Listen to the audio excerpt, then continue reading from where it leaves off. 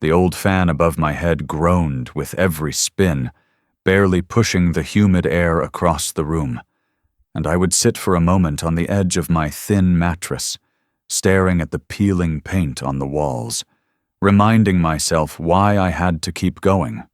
Being a driver for a wealthy man was not the life I had dreamed of as a boy, but dreams had long ago been buried beneath the weight of unpaid bills, my mother's fragile health, and the endless needs of survival. My morning always began with a careful calculation of time. I had to reach his mansion before he stirred from his king-sized bed, before his expensive shoes touched the polished marble floor, because a driver who was late had no excuse worth hearing. I washed quickly in a small basin, the water cold and metallic, and dressed in my faded white shirt and black trousers, pressing them the night before with an old iron that hissed more than it worked. My shoes, though worn thin, were polished to the best shine I could manage, because appearance was everything when you were constantly being judged by men who believed they were better than you. Stepping outside, I was greeted by the familiar noises of my neighborhood, vendors calling out for early buyers, children with empty stomachs running barefoot, and the occasional clatter of bicycles carrying men already on their way to work. It was a world of survival, where every coin was stretched thin, and yet people smiled through their struggles, because giving up was not an option.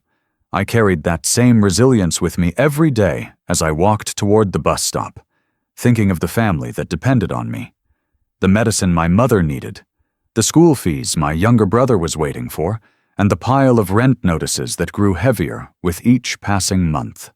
By the time I reached the mansion, its tall iron gates glistening under the early sun, the contrast between my world and his was once again undeniable. Inside those walls stood a house that looked more like a palace, with its marble pillars, wide balconies, and a fleet of luxury cars parked neatly like trophies.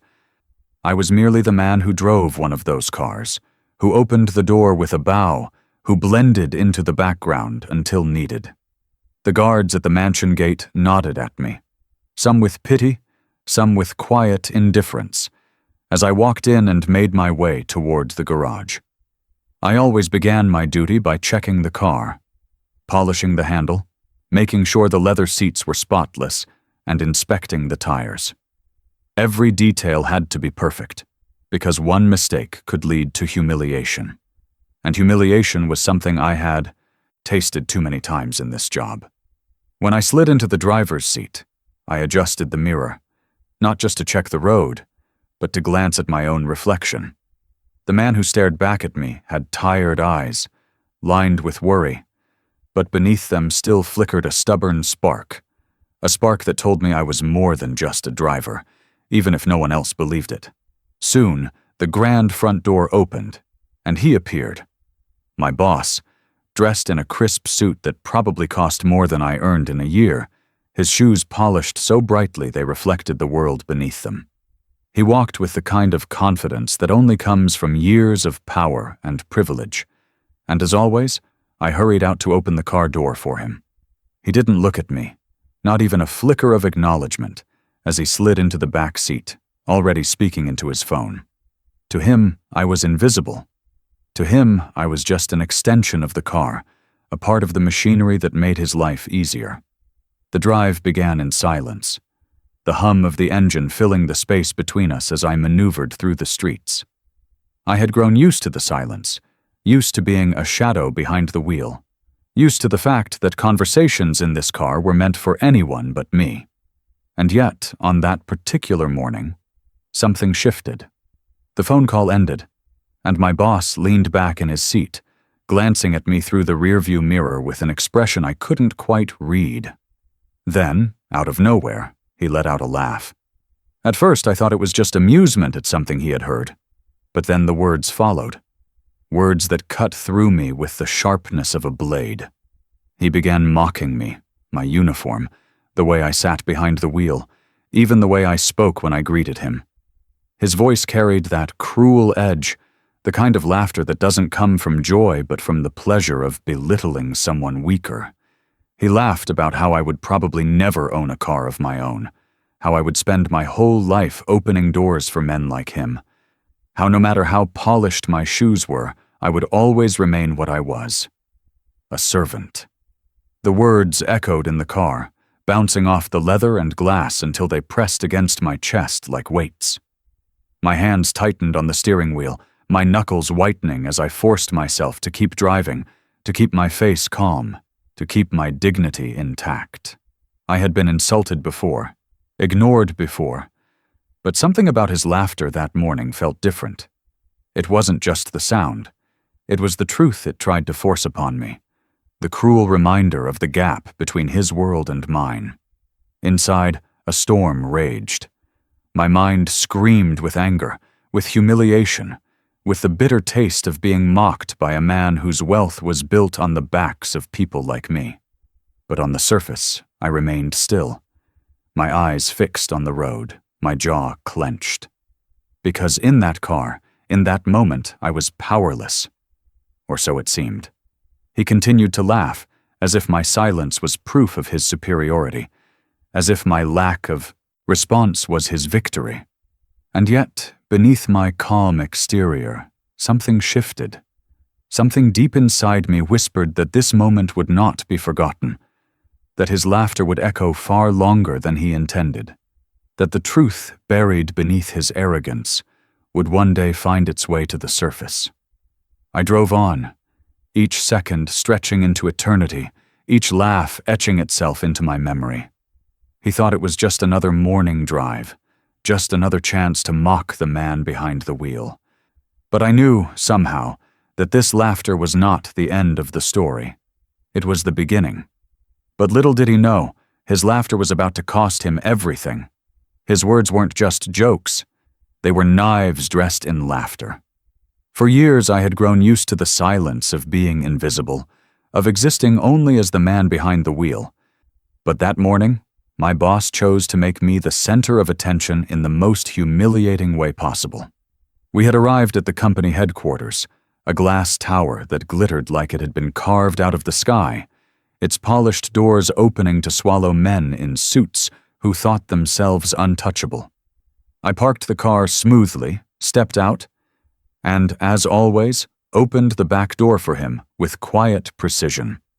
Normally, he would stride past me without a word, his phone pressed to his ear, his eyes set on something more important than the existence of the driver who made his arrival seamless.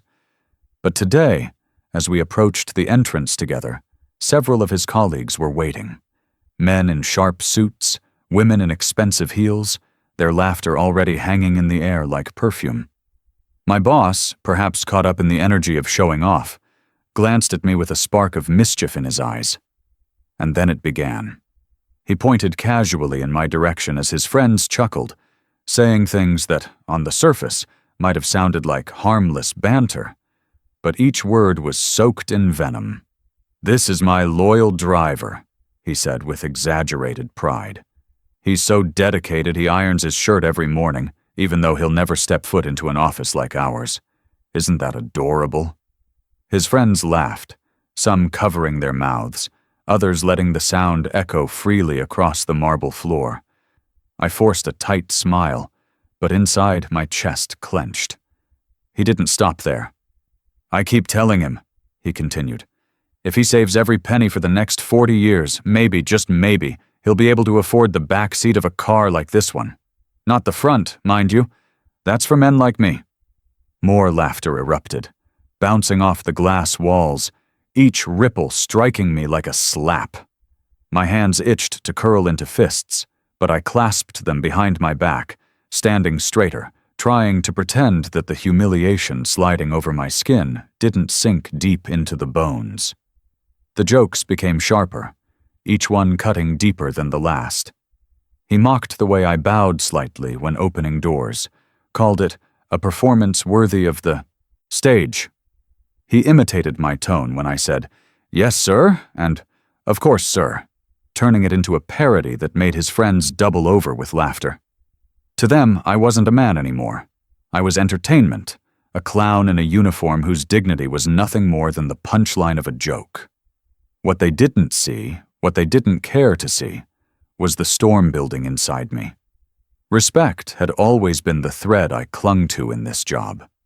Even when ignored, even when invisible, I found solace in knowing I was serving with discipline, with dignity. But in that moment, respect was shredded into nothingness, replaced by shame so heavy I felt my shoulders sag beneath it. I thought of my mother, of the way she looked at me proudly when I wore my uniform, believing her son had found a decent life. What would she say if she had seen me now, reduced to nothing more than a cruel joke in the lobby of a tower built on arrogance? I stood there silently, enduring every word, every laugh, because I knew my job depended on it. I could not afford to retaliate, could not afford to show anger, could not afford to risk the paycheck that kept food on my family's table. Yet silence, though it protected my livelihood, shredded my spirit. My ears burned, my throat tightened, and my chest ached with the weight of words I could never speak. The laughter eventually died down, their attention shifting to more important matters, and my boss waved me away with a flick of his hand as if dismissing a servant who had outlived his usefulness. I walked back to the car, each step heavier than the last, my reflection in the polished glass doors mocking me with its hollow eyes. Sitting back in the driver's seat, I stared at the wheel for what felt like hours, my mind replaying the scene over and over again. Every chuckle echoed in my ears, every insult replayed in brutal clarity, every smirk carved deeper into my memory. It wasn't the first time he had mocked me, but this time was different. This time the humiliation wasn't private. It was public, witnessed by strangers whose eyes had gleamed with amusement at my expense. That made it heavier, sharper, unbearable. The respect I had fought so hard to protect was gone, trampled under the weight of their laughter. I sat there, my hands trembling, fighting back the urge to scream, to slam my fists against the wheel, to let the rage that boiled inside me finally spill out. But I didn't. I couldn't, because I knew the consequences of losing control. So instead, I breathed slowly, forcing the storm inside me to settle into something colder, quieter. I told myself that this was just another day, another insult to endure, another reminder of the fragile thread that held my life together. But deep down, something shifted. Deep down, a voice I had silenced for years whispered louder than ever before. I had always believed that endurance was strength, that silence was survival, that dignity was found in restraint. But as I sat, there, humiliated and broken, I began to realize that silence had cost me more than I ever admitted. It had cost me my pride, my self-worth, my humanity. For years, I had chosen to ignore the small details, the strange behaviors, the shadows that clung to my boss's life, because survival demanded blindness. But that day, as his laughter echoed in my chest like a scar that would never fade, I decided something had to change. I didn't know it then, but that cruel joke wasn't just another insult. It was the spark that lit a fire I had long buried. It was the moment that broke the silence I had carried for too long. It was the beginning of a choice I didn't even realize I was making. But that day, I decided to notice things I had ignored before. The richer he looked, the more I began to wonder what he was hiding. From the outside, my boss's life sparkled with the kind of perfection most men only dream about. Tailored suits that seemed sculpted onto his frame, polished shoes that reflected the world like mirrors, and an endless display of confidence that demanded attention wherever he went. When he stepped out of the car, heads turned. When he walked through a lobby, voices softened. And when he spoke, people leaned in as if every word was worth more than the coins in their pockets. To anyone watching, he was the very picture of success. But I had a different view. I saw him from the shadows of the driver's seat, from behind the tinted glass, from the quiet corners where no one else bothered to look. And what I began to notice unsettled me in ways I could not explain. At first, it was the arrogance. That, of course, was nothing new. He wore arrogance like an accessory, like a gold watch strapped tightly to his wrist. At restaurants, he snapped his fingers at waiters, dismissing them as if they were nothing more than shadows. At meetings, he mocked his colleagues when they hesitated, his laughter sharp enough to slice through their confidence. Even among friends, he competed for dominance, interrupting stories with his own, boasting of deals, vacations, and possessions. It was the kind of arrogance I had grown accustomed to, but there was something beneath it, something that didn't quite fit the flawless picture he painted for the world. I began to notice the phone calls. They didn't come often during the day, at least not the strange ones. But late at night, when I drove him home after long hours, he would lower his voice, lean into the corner of the car, and speak in tones so secretive they made my skin prickle. His confident voice, the one that filled boardrooms with authority, would shift into something sharper, quicker, as though he were afraid of being overheard even inside the safety of his own luxury car. Words like shipment, transfer, and papers slipped through, vague enough to mean anything but heavy enough to mean something. Once I heard him say, "No, not here. Somewhere quieter." And the way he glanced at me in the mirror afterward told me he hoped I hadn't caught it. But I had. Then there were the meetings. They didn't happen in the glittering offices or the high-end restaurants where he usually paraded his wealth. These were different. Quiet corners of the city, dimly lit cafes, and once a parking lot where men in dark jackets waited beside a van with tinted windows. I was ordered to park far away, to mind my business, but being a driver teaches you how to see without looking, how to notice without being noticed. The men who met him weren't polished executives. They weren't the kind who wore silk ties and gold cufflinks. No, they were harder, rougher, their eyes scanning their surroundings like predators, their voices low but edged with steel. I couldn't hear every word, but I saw enough. I saw briefcases exchanged, envelopes passed quickly from one hand to another, handshakes that didn't carry warmth, but obligation. Once, I even saw him slip something into his coat pocket while glancing around, with a nervousness I had never seen in him before. It was as if, in those moments, the powerful man who laughed at others disappeared, replaced by someone desperately protecting a secret that could shatter the image he had built. At first I tried to push the thoughts away. It wasn't my place to question him. I was just a driver, a poor man whose only responsibility was to keep the car moving, to stay silent, to keep my head low.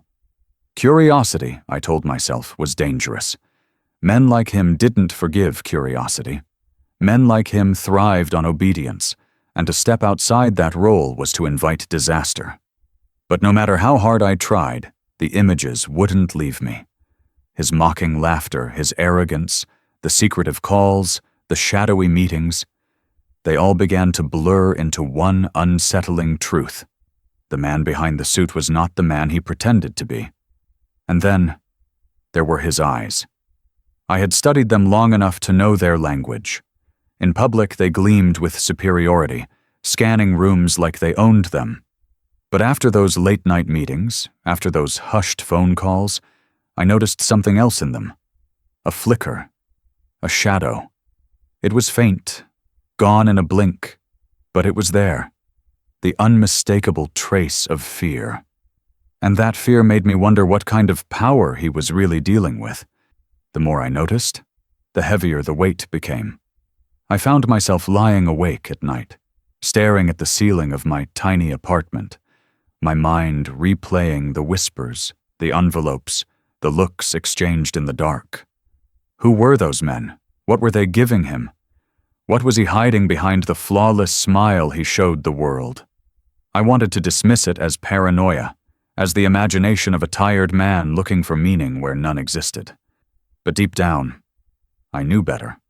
Too many pieces didn't fit. Too many shadows lingered. Too many cracks had begun to show in the perfect suit he wore. The strange thing was, I wasn't just afraid. I was angry. Angry at the way he laughed at me while hiding secrets of his own. angry at the way he wore power like a crown while dealing with men who lived in the shadows. It wasn't just about me anymore. It was about the truth that the world worshipped men like him without ever questioning what lay beneath their polished shoes and shiny watches. And I, the driver, the invisible man at his side, was beginning to see more than I should have. Still, I kept my silence. I drove where he asked. I parked where he told me. I nodded when spoken to, all while the questions festered inside me like a wound that refused to heal. Every laugh, every boast, every arrogant glance from him fueled the storm that grew louder in my chest. The richer he looked, the more I wondered just how rotten the foundation beneath him truly was. And then, one late night, everything changed.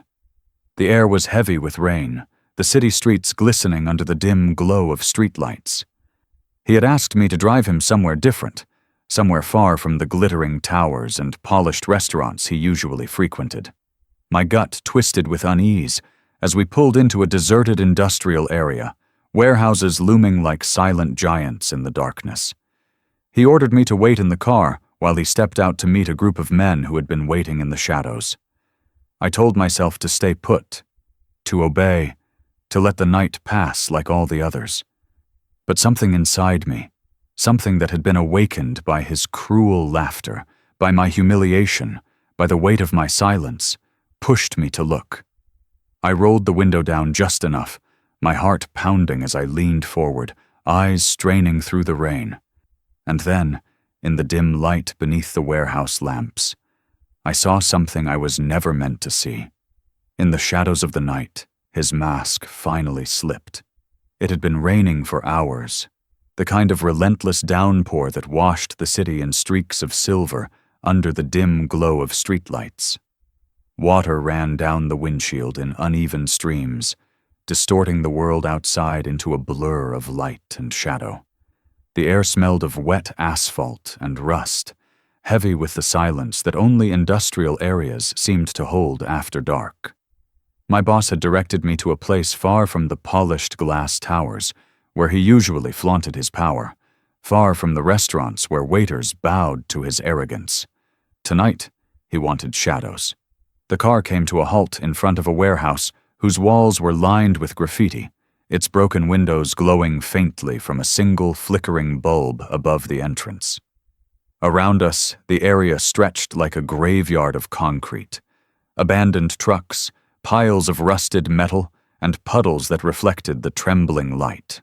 My stomach twisted. This was no place for a man of his wealth and standing, no place for polished shoes and silk ties.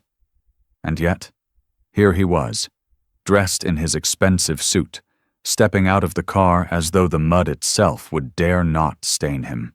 "Wait here," he said, curtly, his voice sharp enough to cut through the sound of rain pelting the roof. Then he slammed the door shut without looking at me. I stayed in the driver's seat, my fingers tightening around the steering wheel, my breath clouding the glass. I wanted to obey, to close my eyes, to let the night pass without meaning. But curiosity, the dangerous kind, clawed at me. The cruel jokes he had made earlier, the whispers I had overheard in hushed phone calls, the briefcases passed in the shadows, all of it pressed against me like a weight demanding to be lifted. Tonight, I couldn't ignore it. Tonight, I had to see. Through the rain-streaked window, I saw them appear. Men. 3 of them, their figures bulky under dark coats, their movements too deliberate to be ordinary. They emerged from the side of the warehouse, their shoes splashing through puddles, their heads turning sharply to scan the area before approaching my boss. Even from a distance, I could sense it, the raw edge of danger in their posture, the way they carried themselves like men who had lived in violence. One carried a small case, another had his hands buried deep in his pockets, his shoulders stiff as though ready to draw something hidden inside. My boss greeted them with none of the arrogance he displayed in public. There was no laughter, no mocking tone, no boast of superiority. Instead, his smile was thin, his shoulders slightly hunched, his eyes darting nervously between them. For the first time, I saw him not as a king among servants, but as a man who knew he was standing in the presence of something greater, something darker. The man with the case set it down on a stack of crates. He opened it slowly, deliberately, and even through the blur of rain I saw the flash of cash, stacks of bills neatly bound, their edges glowing faintly under the trembling light. My heart lurched. The sight of so much money in one place felt surreal, almost unreal, like a scene from a movie. But this was no movie. This was my boss. This was real. They spoke, though the words were drowned out by rain and distance. My boss gestured with his hands, desperate but controlled, while one of the men leaned forward, his finger pointed like a blade. The case was slid across the crate, closer to my boss, but he didn't touch it immediately. Instead, he pulled something from his coat, a thick envelope, sealed tightly. He handed it over, his hand trembling just enough for me to notice. The man took it, opened it briefly, and nodded. My throat went dry. Whatever was inside that envelope wasn't ordinary. Papers, contracts, secrets. It didn't matter. What mattered was the truth that stood before me. The wealth my boss paraded in daylight wasn't clean. It wasn't earned through brilliance or hard work, but through shadows and secrecy, through deals whispered under the cover of rain. I should have looked away. I should have closed my eyes, shut the window, pretended to be blind. That was my role, after all. Drivers weren't meant to see, only to steer. But I couldn't. My eyes clung to the scene, every detail etching itself into my mind like a scar. The second man shifted his coat, and for a brief, heart-stopping moment, the faint outline of a gun gleamed against the dim light. My body froze, my breath caught. These weren't businessmen, these weren't colleagues. These were men of another world entirely, a world where silence was survival and truth was death. Fear surged through me, cold and suffocating. If they knew I was watching, if they suspected even for a second that I had seen too much, I would be finished. Men like these didn't forgive witnesses. Men like these didn't leave loose ends. I leaned back instinctively, pressing myself into the seat, willing the shadows to hide me, willing the rain to cloak me. My pulse thundered in my ears as I tried to become invisible, as if blending into the darkness could erase me from existence. But still, I couldn't tear my eyes away. I saw the moment when the briefcase was snapped shut, when my boss finally placed his hand on it with a greed he couldn't mask. I saw the way his lips trembled as he nodded quickly, as though agreeing to something that weighed more than all the gold in the world. And I saw, most of all, the faint but unmistakable flicker of fear in his eyes. The fear of a man who knew that one wrong move could cost him everything. My fingers dug into the steering wheel, my knuckles white, my breath shallow. I knew I should stay still, knew I should be silent, knew I should pretend this night had never happened. But deep down, I realized something had changed. Once you see behind the mask, you can never unsee it. Once you glimpse the truth, you can never return to lies.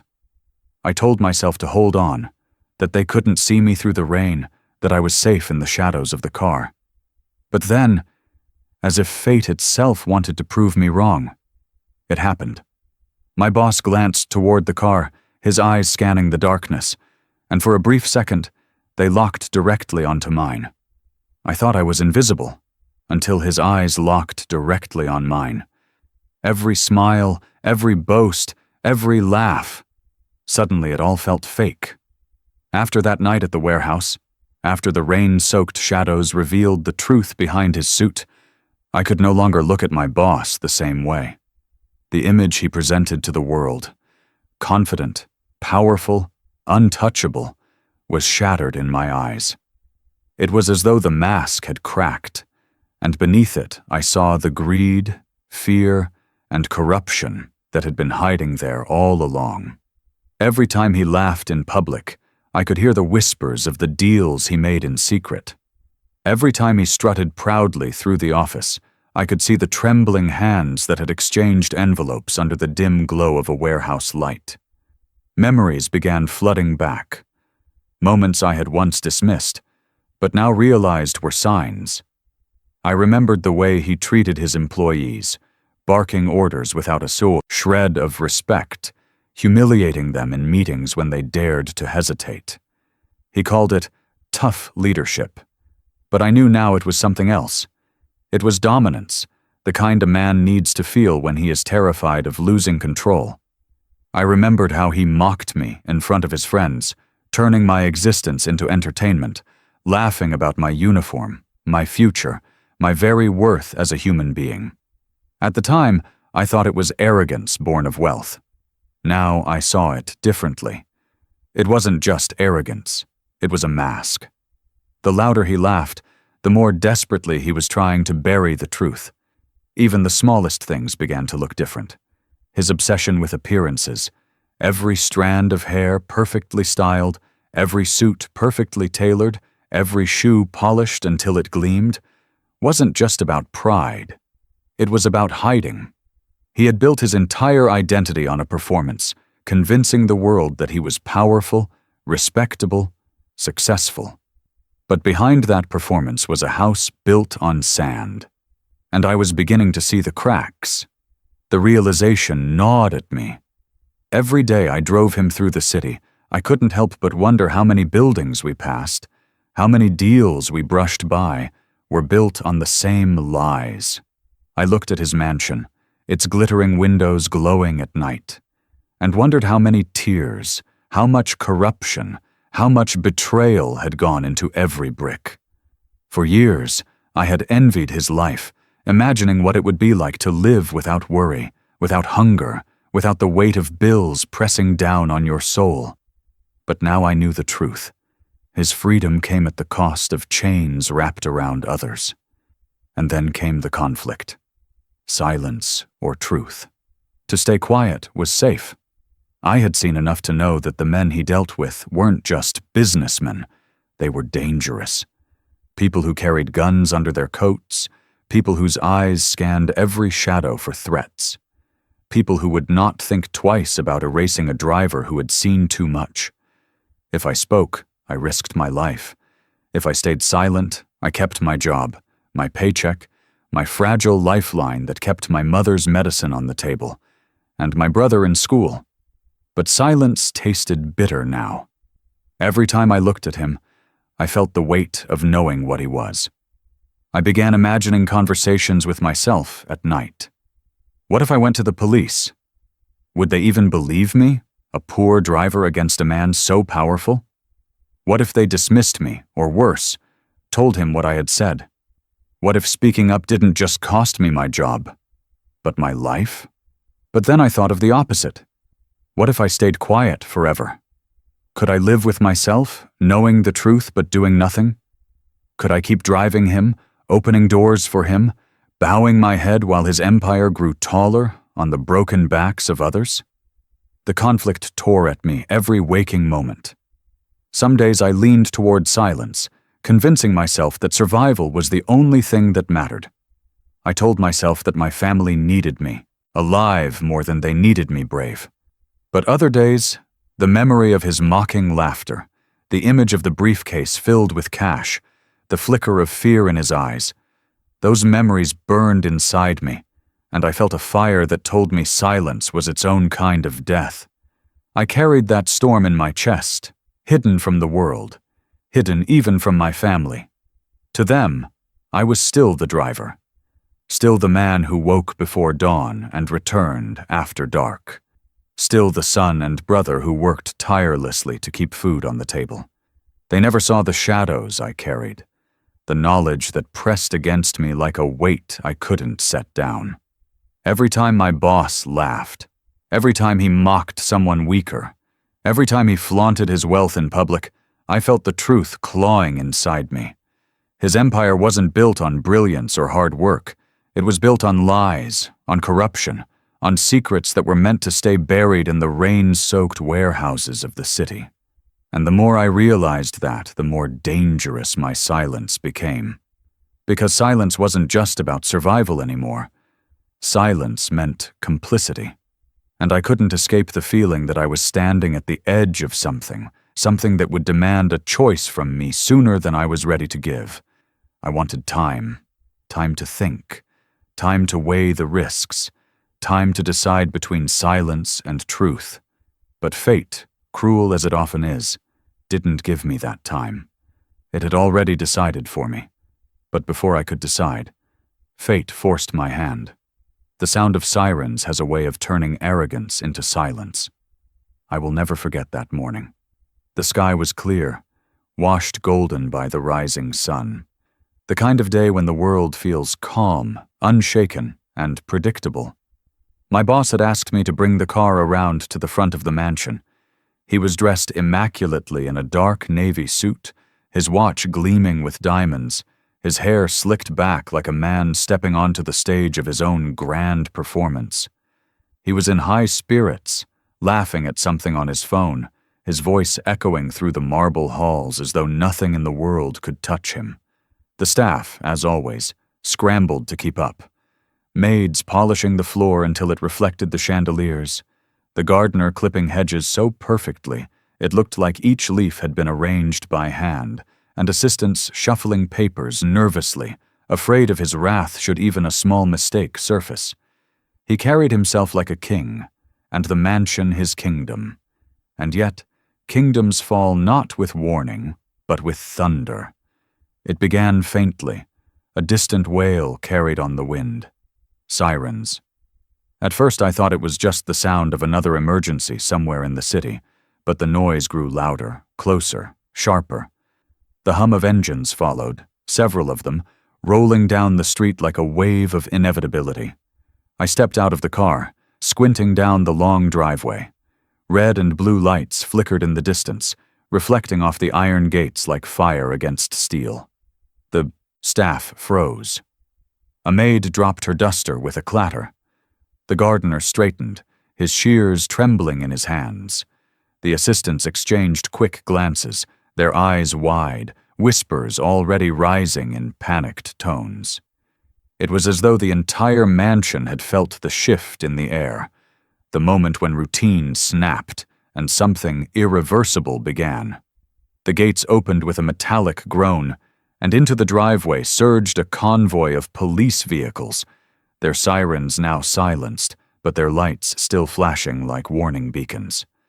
Tires crunched against the gravel, doors swung open in unison, and officers poured out with deliberate steps, their faces grim, their uniforms sharp against the morning light.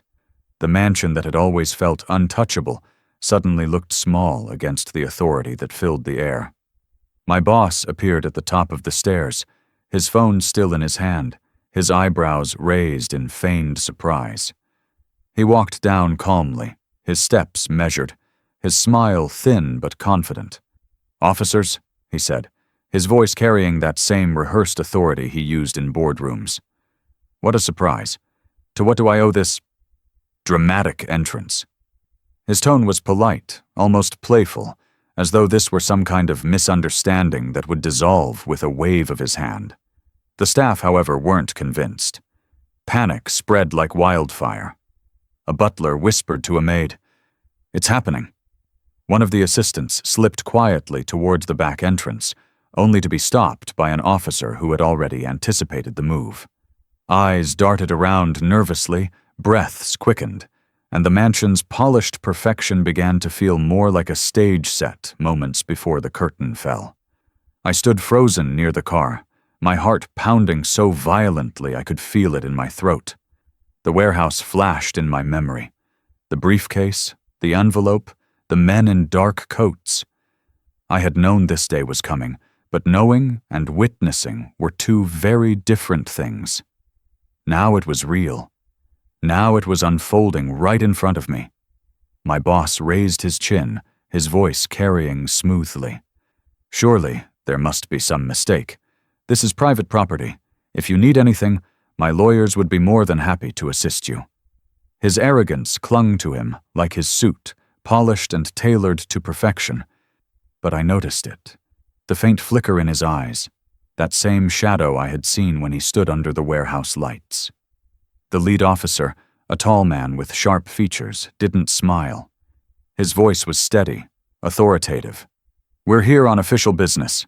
Please step aside." "Official business?" My boss let out a small laugh, shaking his head as though this was all beneath him. "Gentlemen, I have nothing to hide. You could search every corner of this house, and you would find nothing but honesty and hard work. Surely this is a waste of your time, and mine." His words were smooth, but the cracks were showing. I saw the tightness in his jaw, the stiffness in his shoulders, the way his fingers gripped the phone a little too tightly. The officers didn't flinch. They began spreading out, some moving toward the doors, others circling the cars, their radios crackling softly. The staff stood paralyzed, eyes darting from their boss to the officers, unsure whether to cling to his calm facade or to surrender to the growing fear pressing down on the mansion like a storm. My boss tried again, his voice louder this time, a hint of anger slipping through. "Do you know who I am? Do you have any idea what you're doing? This is harassment." The officer didn't raise his voice. He didn't argue. Instead, with a calmness that cut sharper than any shout, he reached into his coat and pulled out a folded document. He held it up, his gaze fixed on my boss, and the air went still, every eye locked on the paper in his hand. And in that moment, the silence was louder than the sirens. But then, the officer pulled out a warrant with his name on it. For the first time, I saw fear in the eyes of the man who made me feel small. It wasn't obvious at first.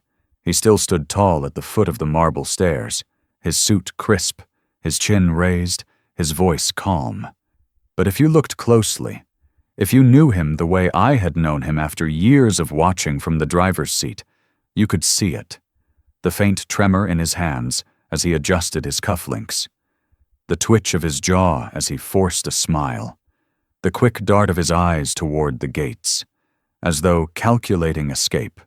For years I had seen him laugh at others, mock them, reduce them to shadows. But now, under the flashing red and blue lights, he was the one shrinking. The lead officer unfolded the warrant slowly, deliberately, the paper crinkling in his hands like thunder rolling across a silent sky. He read out the charges in a steady voice. Fraud, money laundering, illegal dealings, and each word was like a stone hurled against the glass castle my boss had built around himself. His face didn't break immediately. Instead, he laughed, a short, sharp sound that echoed against the mansion walls. "This is absurd," he said, his voice dripping with condescension. "Do you know who I am? Do you have any idea the connections I have? This entire stunt will end careers, not mine, but yours." He stepped forward, his polished shoes clicking against the marble floor, his presence still commanding. But I could see the officers weren't moved. They didn't bow to his voice, didn't shrink beneath his gaze. Instead, they stood firm, their expressions like stone, their silence louder than his threats. That was when he shifted tactics. His voice softened, almost oily, as he reached into his pocket and produced a sleek leather wallet. "Gentlemen," he said smoothly, "there's no need to drag this out. I respect the law, I truly do, but surely we can come to an understanding." He pulled out a stack of bills, crisp and clean, and held them loosely between his fingers as though the sight of money alone would bend them to his will. For a moment, the world seemed to hold its breath. The staff stared, wide-eyed, the maids clutching their aprons, the assistants frozen mid-step. Even I, standing near the car, felt the air thicken with the weight of his desperation. Here was a man who built his entire image on control, now reduced to waving cash in the faces of men who carried authority that his money could not buy. The lead officer's eyes narrowed, his jaw tightening. Slowly, he raised his hand. Not to take the money, but to push it back firmly toward my boss.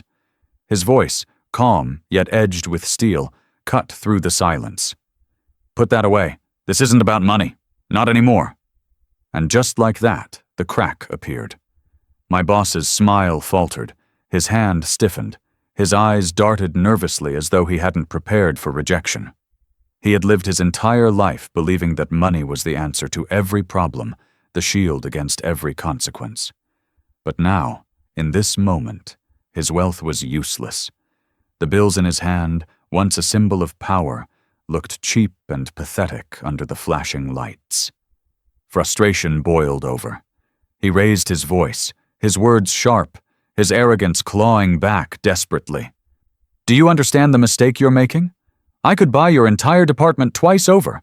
I could bury you in lawsuits that would take years to escape. You're finished, all of you." His voice cracked on the last word. And that was when I knew. He wasn't speaking from power anymore. He was speaking from fear. For me, it was surreal. The man who had mocked me, who had laughed at my uniform, who had reduced me to nothing more than entertainment, was unraveling before my eyes. His empire, built on lies and arrogance, was crumbling in real time. And I was there to witness it. A reversal so sharp it almost left me dizzy. I remembered the cruel jokes he had made in front of his friends, the way he had laughed about how I would never sit in the back of a luxury car. And now here he was, trembling, his arrogance melting into desperation, his future hanging by a thread. For the first time, I didn't feel small in his presence. For the first time, the weight of his laughter didn't press me down.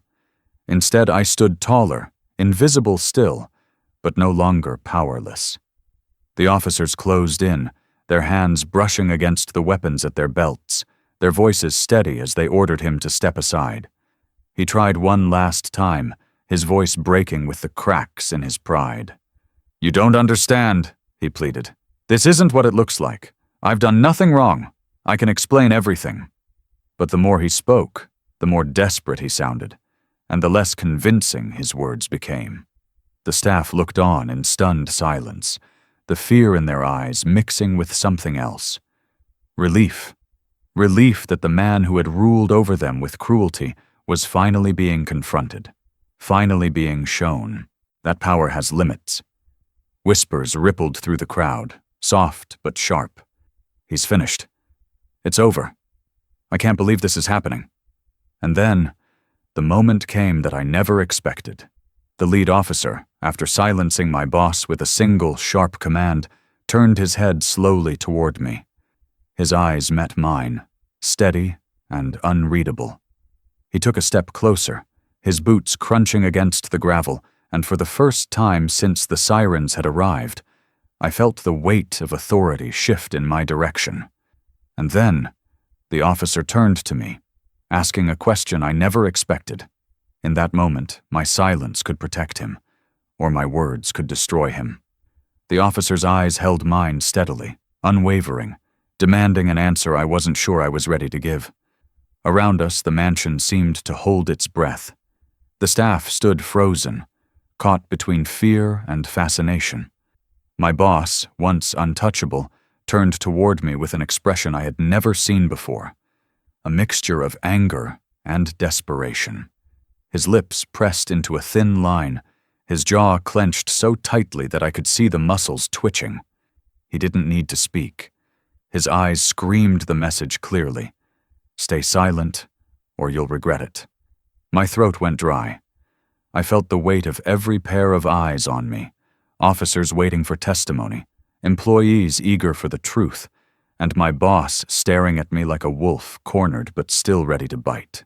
My hands trembled against my sides, my pulse thundering in my ears. I wanted to look away, to disappear into the shadows, to pretend I had seen nothing. But I couldn't. Not anymore. The officer stepped closer, his voice calm but firm. "You've been with him a long time," he said. "You've driven him places, waited outside meetings, heard conversations. Tell me, is there anything we should know?" His words were simple, but they carried the weight of judgment, of justice, of consequences that stretched far beyond this driveway. My heart battled itself. On one side was fear, raw and suffocating. I knew what men like my boss were capable of, and not just him. Those other men, the ones with guns under their coats, the ones who operated in shadows darker than night. If I spoke, if I revealed what I had seen, I would become a target. My job, my safety, even my family could be ripped away in retaliation. The thought of my mother's frail body, dependent on medicine bought with my meager wages, sent a chill through me. My silence, I told myself, could protect not just me, but them. But on the other side was truth. I thought of the briefcase filled with money, the envelope exchanged under flickering lights, the nervous glances, the whispers. I thought of every laugh my boss had directed at me, every cruel word he had spoken, every humiliation I had swallowed to keep my job. I thought of the employees he mocked, the staff who worked tirelessly under his scorn. His empire wasn't just built on lies, it thrived because people like me stayed silent. If I looked away now, I wasn't just protecting myself, I was protecting him. The storm inside me raged, loyalty versus justice, fear versus courage, silence versus truth. My boss must have sensed my hesitation, because he finally spoke, his voice low but sharp, cutting through the silence like a blade. "Driver," he said, his tone dripping with menace hidden beneath false calm. "You've always been loyal, haven't you?" His words weren't a question. They were a command, a reminder, a threat wrapped in silk. His eyes bore into me, daring me to betray him, warning me of the cost if I did. I felt my knees weaken. For years I had survived by obeying, by staying small, by bowing my head. Speaking now would be the opposite of everything I had trained myself to do. But then, another thought rose. Clearer, sharper, louder than the fear. If I stayed silent, I would forever remain the invisible man, the servant mocked and ignored, the shadow who bent under power. But if I spoke, if I chose the truth, maybe I could finally reclaim the dignity he had stolen from me. The air was thick with tension, the silence unbearable. The officers waited, their pens poised, their gazes steady. The staff leaned in, their whispers dying on their lips. My boss's stare dug into me, demanding obedience. My chest heaved, my palms damp, my voice lodged deep in my throat. And then I remembered the night of the warehouse. The rain, the shadows, the briefcase. The fear in his eyes when he thought no one was watching. That image was the final push I needed. For the first time, I realized that my silence wasn't protection. It was participation. And I could no longer carry the weight of being complicit. I drew in a shaky breath. My lips parted, my voice trembling with both fear and resolve. Finally, with a trembling voice, I spoke the truth. The man who once mocked me was now begging for mercy. I never thought I would see the day when his voice shook, when his hands trembled, when his proud shoulders slumped under the weight of consequences he could no longer buy his way out of. For years he had stood tall, mocking, laughing, using his wealth as both shield and weapon. But in that moment, as the officers closed in around him, the kingdom he had built on arrogance and lies crumbled right before my eyes. The lead officer unfolded another set of documents, his voice cutting sharp through the heavy silence. "You are under investigation for large-scale fraud, money laundering, and international smuggling operations," he announced. The words echoed against the marble walls of the mansion, each one like a hammer shattering the illusion of grandeur my boss had wrapped himself in. Gasps erupted among the staff. A maid dropped the tray she had been clutching, the clatter of silverware punctuating the shock in the air. The assistants, once so eager to follow his orders, exchanged horrified glances, their faces pale as paper. Some covered their mouths, unable to believe what they were hearing. Others shook their heads, whispering in disbelief. "Smuggling? Corruption? How long has this been going on?"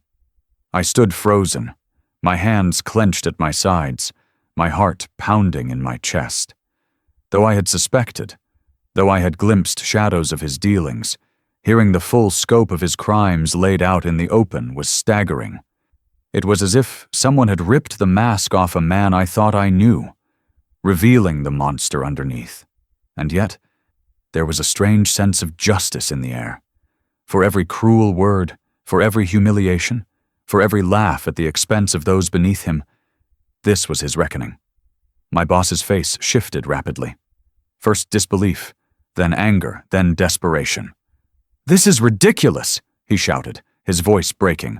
"I am a respected businessman. My name is on buildings, on charities, on projects that feed thousands. These accusations are lies, fabricated by jealous rivals, by people who want to destroy me." His words tumbled out in a rush, but the authority that once carried them was gone. He sounded less like a king commanding his court, and more like a criminal scrambling for excuses. The officer remained unmoved. He signaled his team, and within moments, 2 men stepped forward, each gripping one of my boss's arms firmly. For the first time, his body resisted. Not with strength, but with panic. He twisted, pulling against their grip, his voice cracking as he pleaded, "Wait, you don't understand. I can fix this. I'll pay whatever fine you want, just name it. Please, don't do this here, not in front of them." His eyes darted to the staff. To me, desperate to hold on to the last scraps of dignity he still thought he possessed. But dignity is not preserved by wealth when truth has already exposed the rot beneath it. The clicking of handcuffs filled the air, a sharp, metallic sound that silenced the whispers instantly. His wrists, once adorned with gold watches and diamond-studded cuffs, were now bound in cold steel. The sight was surreal. The man who had ruled over everyone with laughter and cruelty was no longer untouchable.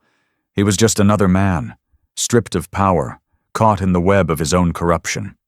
The staff gasped again, some even stepping back as though the sight itself was too much to bear. I caught one of the assistants whispering, "He's finished, all this time, and it was all a lie." A maid wiped at her tears, not out of sympathy, but out of sheer shock that the man they had feared for so long was finally powerless. I couldn't look away. For years, I had been forced to bow my head when he spoke, to swallow my pride when he laughed at me, to endure his arrogance in silence. But now, as I stood there watching him crumble, something inside me shifted. The balance of power had finally reversed. He wasn't laughing anymore. His voice broke as he turned to the officers again, pleading like a child. "Please, I'll cooperate. I'll give you names. I'll give you everything you want. Just not like this. Not here." His knees buckled slightly, and for the briefest moment I saw the truth. Without his wealth, without his empire, he was nothing but a man terrified of losing everything. And then, as they began to lead him toward the police car, he turned his head sharply. His eyes locked onto mine. The same eyes that once looked at me with disdain now burned with something darker. Hatred, betrayal, and a desperate plea all tangled together. It was as though he was trying to sear his presence into me one last time, to remind me that even in chains he would not forget. And as he was taken away, his eyes burned into mine. In the silence that followed, something changed forever. The red and blue lights from the police cars flickered against the mansion's white walls, casting long shadows that made the once grand estate feel like the ruins of a fallen kingdom. The man who had commanded every room with arrogance was gone, taken away in handcuffs. And for the first time, the air no longer carried his laughter.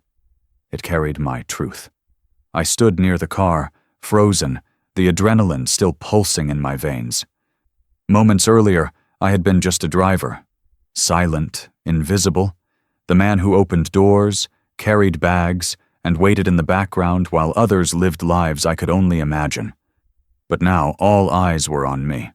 The staff, who had once looked past me as if I were part of the furniture, stared with something new in their gaze, something I had never seen before.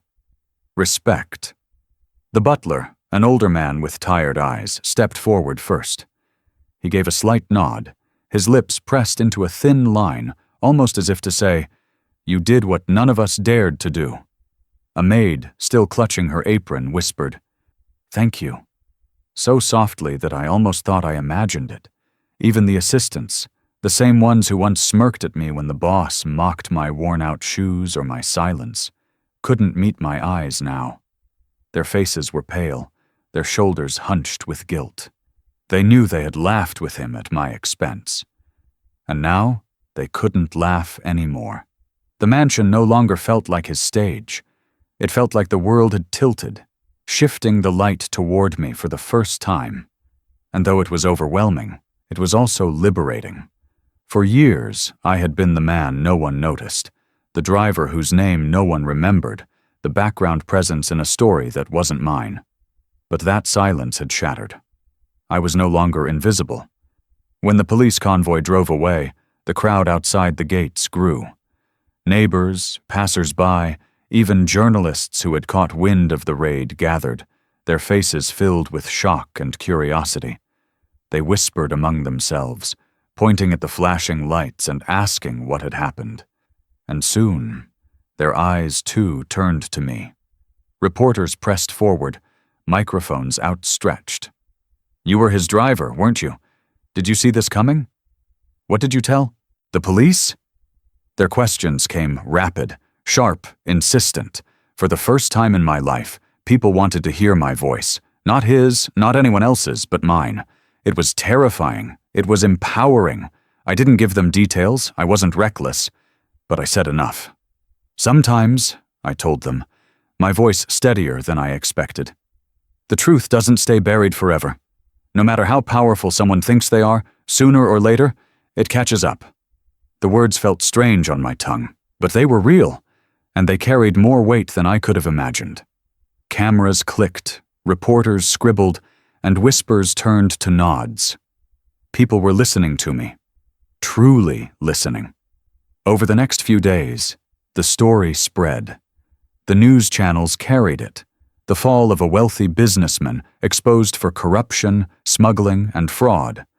But buried within those reports was a smaller story, one that somehow refused to stay small.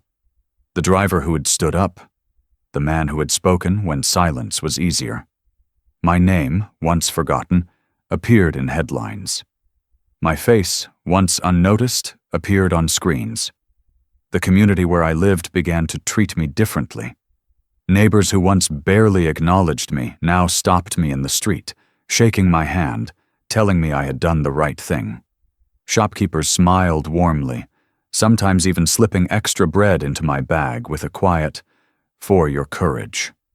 Children who once saw me as just another tired man in a uniform now looked at me like I had become something more. A symbol, perhaps, that even ordinary people could matter.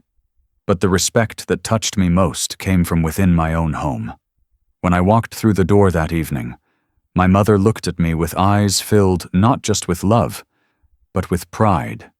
She reached for my hands, her frail fingers trembling as she whispered, "You've given us more than food or shelter. You've given us dignity." My siblings listened wide-eyed as I told them pieces of the story, and for the first time, I felt their admiration. Not pity, not worry, but admiration. It was then I realized something important. The respect I had gained wasn't about bringing a powerful man down. It wasn't about revenge or glory. It was about reclaiming something I had almost lost. My self-worth. For years, I had been treated like I was invisible, like my existence didn't matter. But by speaking the truth, by choosing integrity over fear, I proved not just to the world, but to myself, that I was more than the role life had assigned me. Still, the story wasn't finished. Even as people praised me, even as I felt the tide of respect lift me higher than I had ever stood before, a question lingered in the back of my mind. Was this really about revenge? About seeing him fall? Or was it about something deeper, something more lasting? And that's when it struck me. The story wasn't about revenge at all. It was about the lesson I learned. I had lost a boss, but I had gained something much greater. When the police cars disappeared down the road and the flashing lights faded into the distance, I stood in the driveway of that mansion, empty-handed, uncertain, but strangely lighter than I had ever felt. For years, my life had revolved around his orders: where to drive, when to wait, what to carry, how to remain silent. And with him gone, I realized something profound. My chains hadn't been made of steel, they had been made of fear. And now, for the first time, they were broken. The days that followed felt like stepping into a life I didn't recognize, a life that finally had room for me in it. The story of his downfall spread across the city, carried in headlines, whispered in markets, retold in neighborhoods where people like me lived invisible lives. And in every version of that story, my name appeared. Not as a driver, not as a servant, but as the man who had spoken when others stayed quiet. That recognition brought opportunities I had never dreamed of. Companies reached out, offering me work, not behind the wheel, but inside offices, in positions where my integrity was valued more than my silence. One manager told me, "A man who can stand firm in the face of power is a man I want on my team." It was surreal, almost unbelievable, to hear such words directed at me, when not long ago I was nothing more than a shadow standing beside a car. For the first time in my life, I could choose. I wasn't forced to cling to the one job that barely kept food on the table. I wasn't trapped in a cycle of humiliation and dependence. I had choices, real choices, and with them came something far more valuable than money: dignity. At home, the transformation was even greater. My mother's fragile smile had always been tinged with worry, as if she was grateful for my sacrifices, but afraid of how much longer I could carry the weight alone. Now, her smile was pure, radiant, filled with pride. She told me I had given her more than stability. I had given her peace.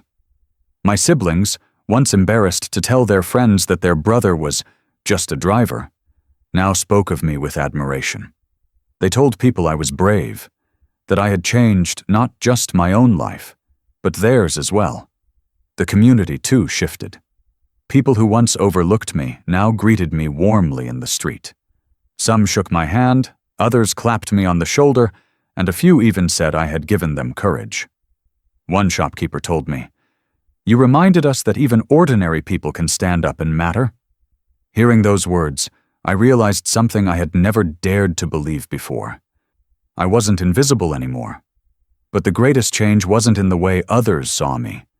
It was in the way I saw myself.